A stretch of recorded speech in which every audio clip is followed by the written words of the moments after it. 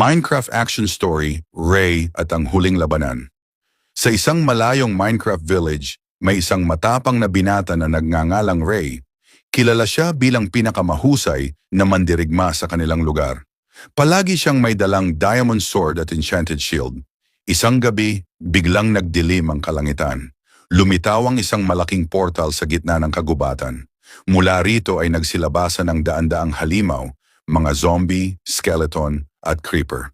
Pinamunuan sila ng isang makapangyarihang nilalang na tinatawag na Shadow King. Nasa panganib ang ating village, sigaw ng mga tao. Agad na kinuha ni Ray ang kanyang mga gamit at nagtungo sa portal. Habang papalapit siya, sinalubong siya ng maraming zombie. Mabilis niyang winasiwas ang kanyang espada. Swish! Swish! Isa-isang bumagsak ang mga zombie, ngunit hindi pa tapos ang laban. Dumating ang mga skeleton at pinaulanan siya ng mga pana. Itinaas ni Ray ang kanyang shield at hinarang ang mga ito bago siya sumugod. Nang marating niya ang portal, nakita niya ang Shadow King na nakasakay sa isang higanting Ender Dragon. Hindi mo ako mapipigilan, sigaw ng Shadow King. Tumalon si Ray sa isang mataas na bundok at pinana ang dragon. Tinamaan ito ng maraming beses hanggang sa bumagsak.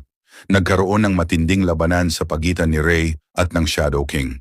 Nagliyab ang kanilang mga espada habang nagbabanggaan. Klang! Klang! Klang! Sa huling sandali, ginamit ni Ray ang kanyang pinakamalakas na enchantment. Kumislap ang kanyang espada ng asul na liwanag at tumama ito ng diretso sa Shadow King. Ah! Sigaw ng kontrabida habang naglalaho. Nawasak ang portal at nagbalik ang kapayapaan sa village. Masayang sinalubong ng mga tao si Ray. Ikaw ang aming bayani, sabi ng mga taga-village. Mula noon, naging alamat si Ray bilang ang mandirigmang nagligtas sa buong mundo ng Minecraft mula sa kadiliman. Kung nagugustuhan mo tong Minecraft story, maaari kang mag-subscribe, like, and share for more Minecraft story episode.